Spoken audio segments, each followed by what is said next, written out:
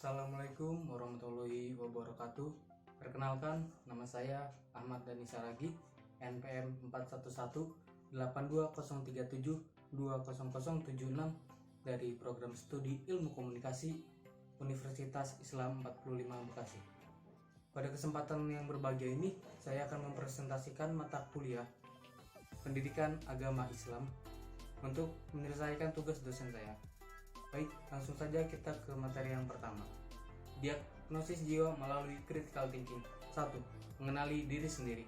Imam Al-Ghazali berkata, "Ketahuilah, sesungguhnya kunci mengenal Allah adalah melalui mengenal jiwamu. Jiwamu adalah mesin kepemimpinanmu." Allah menciptakan manusia di muka bumi ini sebagai khalifah. Khalifah membawa kita pada misi ilahiyah adalah misi penyembahan. Kedua, critical thinking adalah alat diagnosis jiwamu. Critical thinking adalah proses berpikir yang aktif dan tercapai dalam menyusun pemahaman tauhid, memahami sifat-sifat Allah yang telah dicontohkan oleh Nabi. Manusia terbagi menjadi dua.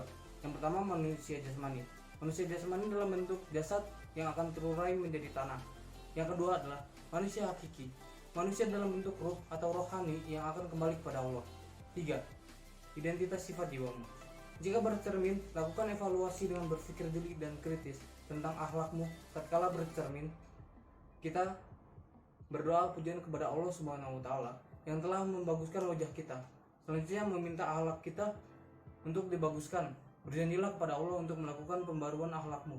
Rencanakan isi dengan ilmu, lakukan sekarang. Critical thinking atau berpikir jeli dan cerdas dapat meningkatkan kualitas berpikir kita. Kualitas berpikir untuk meningkatkan kualitas iman. Kualitas iman meningkatkan kualitas amal soleh. Kualitas amal soleh syaratnya kita harus bersih dari penyakit hati, yaitu penyakit ria, sombong, iri, dan dengki. 4. Kenali penyakit hatimu. Ada 7 penyakit hati, amal ibadah yang naik ke langit. Langit pertama, tertolak amal hamba yang suka mengumpat. Langit kedua, tertolak amal hamba yang suka mengharap keduniaan. Langit ketiga, tertolak amal hamba yang sombong. Langit keempat, tertolak amal hamba yang ujub. Langit kelima, tertolak amal hamba yang hasud. Langit 6, tertolak amal hamba yang tidak ada rasa kasih sayang. Langit ketujuh, tertolak amal yang sunnah ingin prioritas. Lalu amal hamba diterima oleh Allah Subhanahu wa Ta'ala. 5. Obati penyakit hatimu dengan tauhid. Hilangkan atau kurangi kelakuan yang buruk yang selalu mengikuti hawa nafsumu. Isilah hidupmu dengan ilmu dan bimbingan spiritual untuk bekal amal solehmu. Hasil dirimu dengan sifat-sifat kebaikan sebagai sifat wilayah itulah takwa. Materi kedua, komunikasi antar hamba dan Rabb-Nya. Komunikasi kepada Allah Subhanahu wa Ta'ala dengan baik dan benar. Setiap manusia bisa berkomunikasi dengan Allah asal mau dan mengikuti perintahnya. Allah adalah Maha Penguasa tertinggi dalam jagat raya. Makhluk ciptaannya yang kecil dan sangat lemah tidak wajar jika tidak mau sama sekali berkomunikasi dengannya.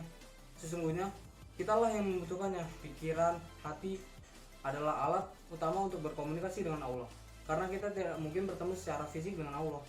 Allah Maha tahu tentang segala hal, terutama keadaan hati dan pikiran hambanya.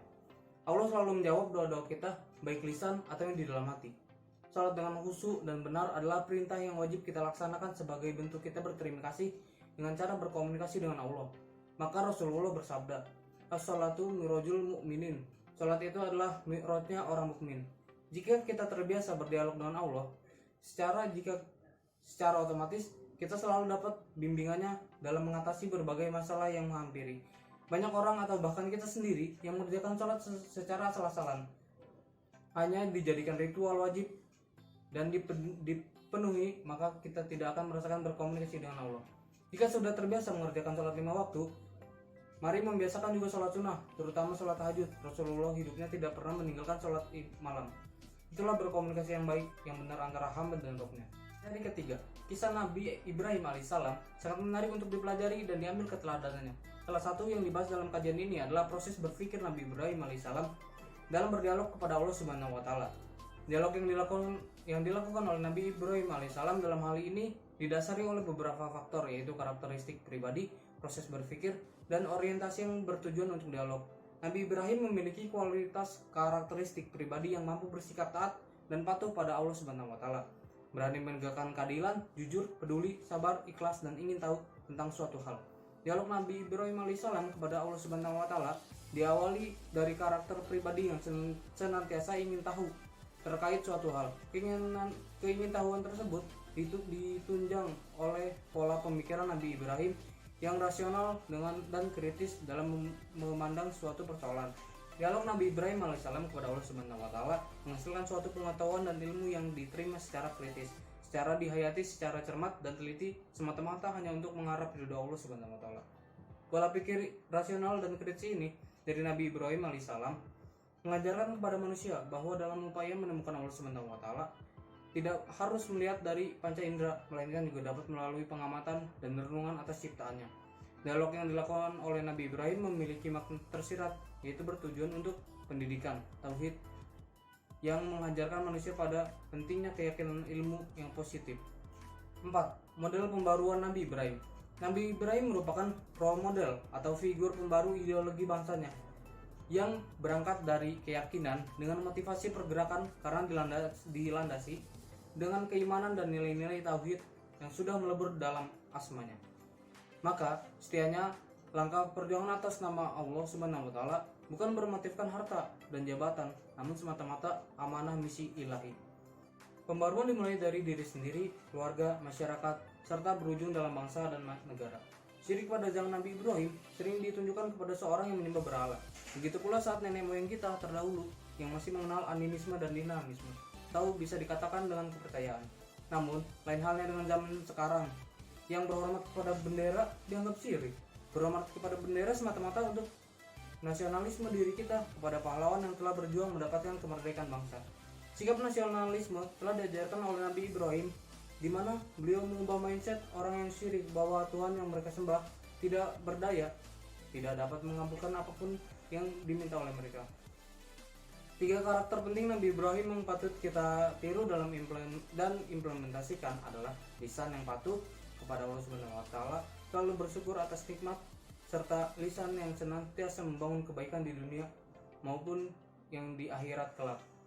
Materi kelima, ajaran nasionalisme Nabi Ibrahim. Al-Quran tidak menyebutkan cinta tanah air secara jelas, namun nilai-nilai cinta tanah air merupakan bagian dari kandungan Al-Quran. Di antara nilai-nilai tersebut, sebagaimana yang telah dicontohkan oleh Nabi Ibrahim tentang kepeduliannya terhadap Mekah sebagai tempat tinggalnya. Beliau memohon kepada Allah agar Mekah menjadi negeri yang aman, sejahtera penduduknya, dan berkualitas generasinya. Pada zaman Nabi Ibrahim, istilah nasionalisme belum muncul, tetapi karakter nasionalisnya telah ditunjukkan oleh Nabi Ibrahim dalam doanya. Setiap muslim, khususnya warga negara Indonesia, perlu berdoa untuk keselamatan, keamanan, tempat tinggal, agar penduduknya memperoleh rezeki yang melimpah. Kita bertujuan untuk mewujudkan konsep negeri yang thayyibatun warabun ghafur.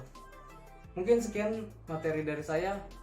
Kurang lebihnya mohon maaf kalau banyak salah-salah kata. Wabillahi taufiq wal hidayah. Wassalamualaikum warahmatullahi wabarakatuh.